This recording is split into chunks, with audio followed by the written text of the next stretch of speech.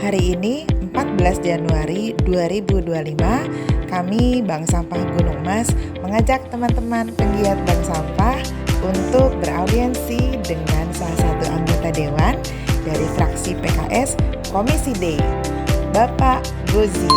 Nah, gimana ya keseruan kita untuk cerita-cerita curhat tentang kegiatan persampahan di Jakarta? Sampah memang kita nanti ganti-ganti. Yang sebenarnya Bapak Sapari, Bank Sampah Berlian, lokasinya di Tegal Utara, Jakarta Selatan. Ya, kita dulu tahun lalu itu tertutup ya, hanya di Gunung Mas saja. Terus kita sharing bagaimana menyelesaikan permasalahan bank sampah di negara dipertemukan dengan CSA. Nah, Bang Gozi menerima surat, lalu beliau langsung menyampaikan surat kami ke Dinas Lingkungan Hidup. Dari Dinas Lingkungan itu saya harus follow up berdasarkan rekomendasi beliau. Perlu sekitar 6 bulan ya Pak. Bapak, terima kami di sini dan juga tentunya dari guru kami Bu Vera Mafita. Jadi di sini yang guru Bu Vera Pak. Perkenalkan, saya dari Andito dari Akademi Kompos yang sudah disebutkan. Kami didirikan pada tahun 2013.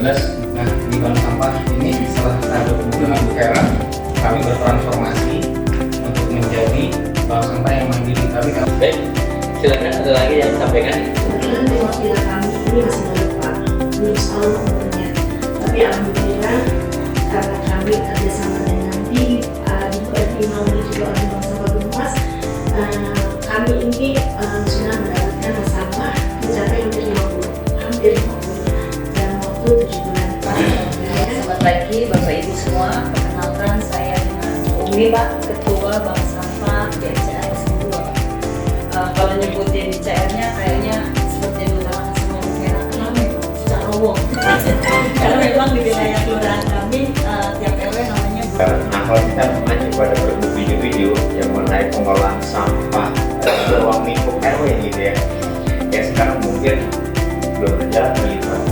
Bahan renungan juga dari kami di Dinas Pengelolaan bahwa dulu sempat dikoordinasikan sama pihak kelurahan dan kecamatan kalau seandainya dipaksakan gitu ya usulan dalam musrembang itu ada template ketika orang-orang untuk mengajukan lapangan basket, lapangan bulu tangkis saja dipaksakan gitu kan.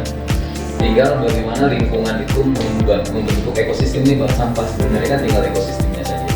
Itu mengelola masyarakat ketika ada lahan yang kosong tadi seperti bumi yang mungkin lebih dari 50 meter. Kemudian dipaksakan tadi untuk membuat kerjasama dengan masyarakat. Dari kelurahan kami kita mengusulkan agar kemudian itu kasusnya bisa dialihkan ke Pemda. Karena pada dialihkan ke Pemda kita bisa mengajukan seperti perbaikan jalan atau Di bawah kekuasaan Kementerian Nasional ya, itu memang agak sulit mengajukan daripada pasosnya. Nah, lebih enak lagi di mana? Setiap wilayah ada perumahan tuh. Kalau ada perumahan dia ada pasos yang diajukan ke Badan Aset biasanya pelimpahan itu. Saya Rini dari Bank Sampah Rangle RW 2 Kelurahan Susukan Kecamatan Ciracas. Sebenarnya Andre itu waktu kami bikin bank sampah itu singkatannya bagus banget. Jadi Andre itu anggun, ramah, elok dan kompak. Itu harapan kami. Satu hari ini kami melakukan pelimbangan. Satu hari ini langsung bersih. Nah itu salah satu cara untuk menyikapi tentang ketersediaan bangunan. Ternyata harga sampah itu dengan harga off-taker yang ada di luar mahalan harga off-taker Pak. ya sudah sama, tadi yang sudah disampaikan, tidak lagi disampaikan. Jadi poin-poinnya aja. Mau butuhnya apa? Butuh A, ini gitu. Yang kayak tadi Bu Rina butuhnya adalah tempat, Bu Jepi lahan, ya kayak gitu-gitu. Jadi ya langsung gitu ya. Tadi udah disampaikan oleh Ibu terus kalian kesan-kesannya mungkin saya menyampaikan harapan begini ya. Saya berharap sih dari pemerintah dan komunitas kita bank sampah itu ada kolaborasi. Kita sekarang lagi misalnya sosial media, kita juga adakan seperti festival sampah. Yes. Mungkin butuh dukungan dari pemerintah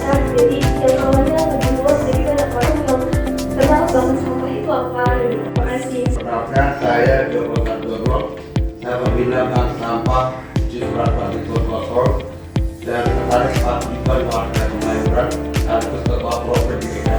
Tadi ada beberapa hal yang perlu kami sampaikan kepada Dewan terkait dengan regulasi Pergub 77, Pergub 33 dan Perda Nomor 4 Tahun 2021.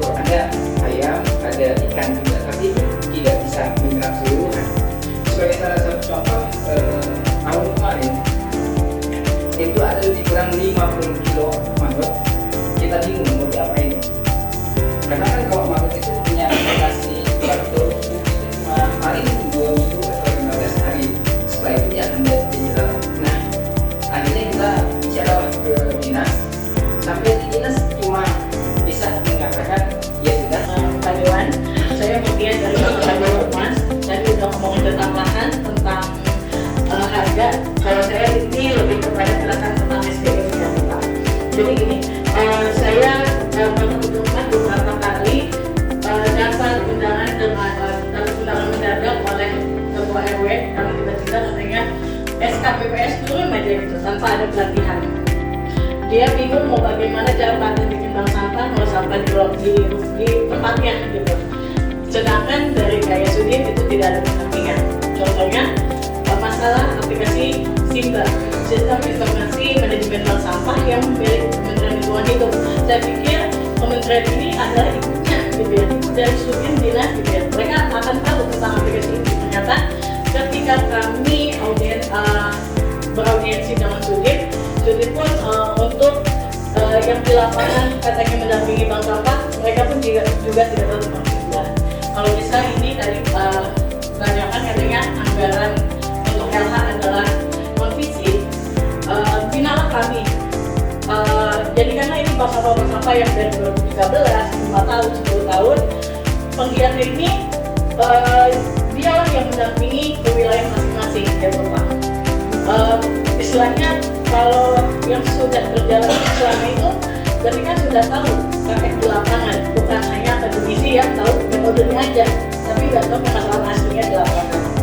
Terus yang kedua tentang dana operasional bank sampah yang kami tahu ya agak diri juga sih Bapak. Desa Wisma dia punya OP setiap bulannya, bank sampah tidak ada sama sekali OP, sedangkan kami digadang-gadang adalah garda terdepannya untuk pengolahan sampah. Nah ini Pak bisa dijadikan masukan untuk penggiat bank sampah yang tadi katanya anak karang taruna susah diajak karena ini nah ini bisa menjadi jadi bisa kita menggait anak-anak muda gitu ya. Terus yang ketiga yang terakhir tentang BPJS-TK, Bapak BPJS Tenaga Kerja. Ini sama sekali bank sampah tidak pernah disosialisasikan tentang BPJS Tenaga Kerja yang dimana sebenarnya ini sangat penting. Kami pada pengalaman Bapak Agus mendampingi kami untuk pengolahan sampah di SD tangannya kena pisau dan itu juga tidak dapat asuransi gitulah ya Pak. Nah, sedangkan kalau sampah kami katanya penggiat sosial, sedangkan kementerian pernah datang ke kantor kami bilang kalau sampah di rumah sekarang antri ya harus tunggu gitu. Ibu kalau di kementerian 1 bulan ada gaji nggak ada. Kalau ibu ngurus sampah nggak dikasih honor atau gaji mau nggak mau sama gitu. Kami juga sudah menghabiskan waktu dengan anak, dengan keluarga untuk lingkungan harus ada yang kami bawa gitu Pak. Jadi untuk BPJS-TK ini juga sangat penting Pak sosialisasi tentang sampah karena kami juga mendampingi data sampah di Jakarta Selatan dan Barat untuk BPJS Tenaga Kerja juga belum ada gitu.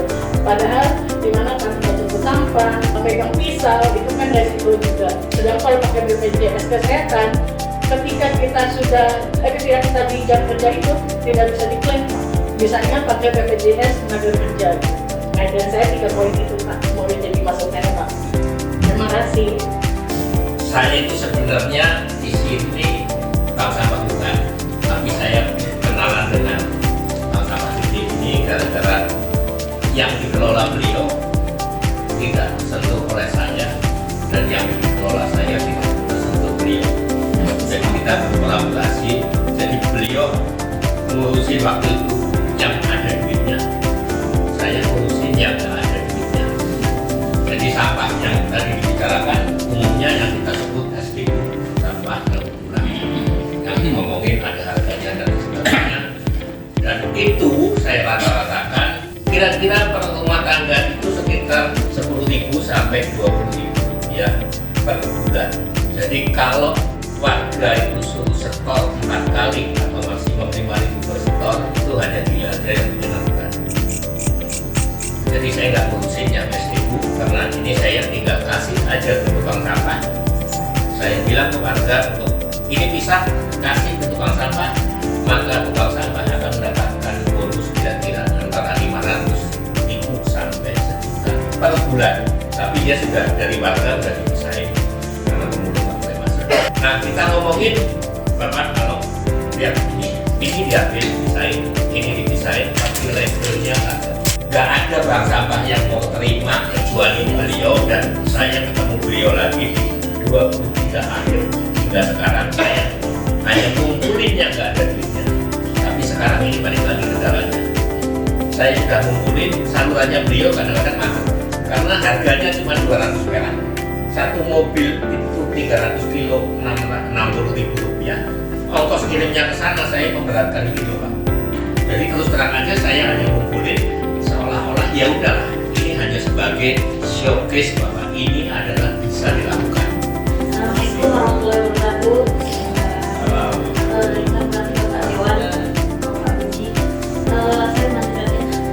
Kami dari Bank Sampah Dahlia, kami lahan ada, cuman kami sudah kenal dengan Bu Vera. Bank Sampah Dahlia itu buka sekarang minggu sekali. Biasanya 2 sekali, karena 3 minggu. Nah, banyak project yang nangkep sampahnya, terus ada juga yang dari project nangkep sampah juga. Kan nggak ada gudang, jadi kalau nggak tidak tutupin pakai terpal, belum ada juga diambil sama orang. Ada nilang gitu.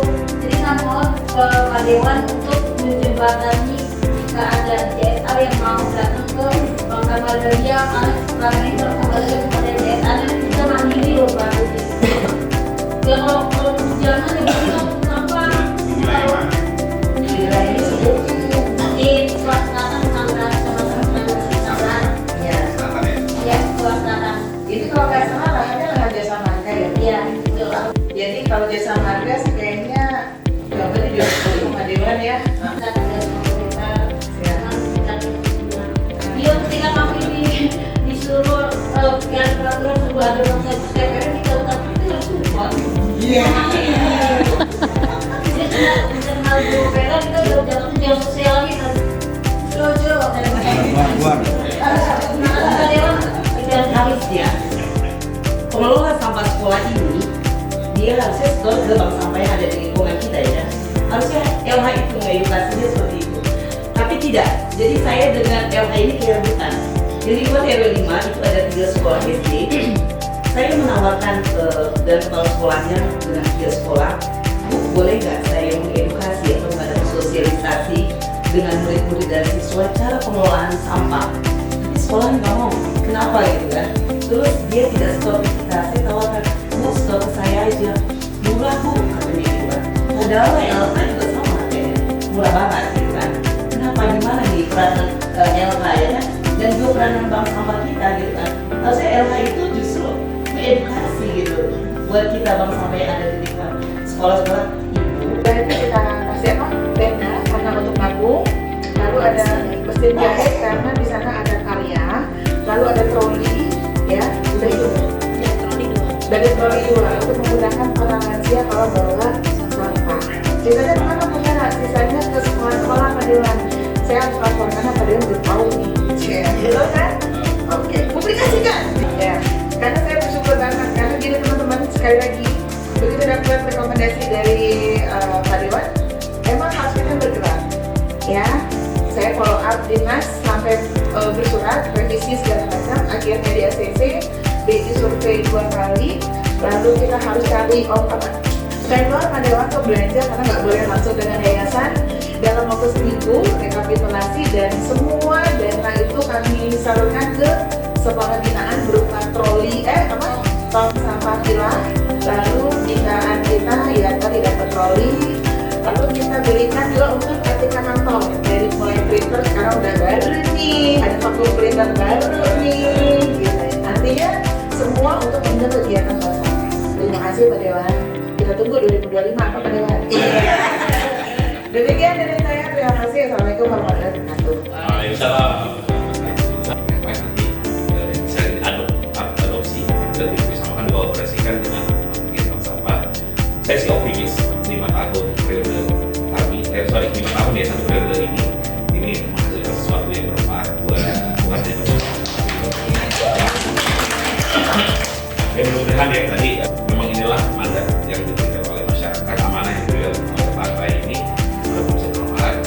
Bapak Ibu, saya mohon untuk bisa mengawal bersama-sama apa yang kita kerjakan, apa yang kita lakukan, dan kemudian hari ketika saya butuh pengajaman, saya mengharapkan ya, karena gini, kalau sebagai pribadi saya mungkin fine aja, tapi saya lebih merasa blessing gitu, merasa bersyukur sekali ketika apa yang kita harapkan ini bisa jadi program yang kolosal, program yang masuk dalam road dari awal. Bisa jadi seorang penguji besok di periode 2029 bukan lagi atau DPR, jadi kan gue ya. Tapi legasi yang kita punya, berat banget terus ya. Saya ragukan aja. Tapi legasi yang kita punya itu bisa diteruskan oleh anggota DPRD lainnya. Bersama saya pikir Bapak Ibu semuanya saat ini sebagai kegiatan sampah. Kita nggak tahu, tapi legasi yang kita keluarkan kepada masyarakat, kepada penerus kita sampai ini nilai yang tinggi. Nah ini yang kita berjuang dalam hal yang lebih kolosal, hal yang lebih berdampak ketika lewat APBD ini. Tapi hanya poin-poin utama dari kegiatan gunungan tidak selalu kok langsung share ke beliau. Jadi teman-teman nanti boleh mention di Instagram beliau, di follow ya, Gozi Zulaski. So nanti begitu ada kegiatan yang kayaknya sangat-sangat berbeda dari yang lain, langsung di-share supaya nanti beliau ingat, oh ini Berlian, oh ini Benjamin, oh ini Alam Panjongan. Karena kalau kita ingat beliau, mudah, tapi beliau ingat kita, harus berbeda, betul nggak? Ya jadi nanti aktif di sosial media, nanti beliau bisa, mudah-mudahan bisa ditambahin kan, ada selatan, barat, timur, pusat, bisa bawa semua Pak Dewan.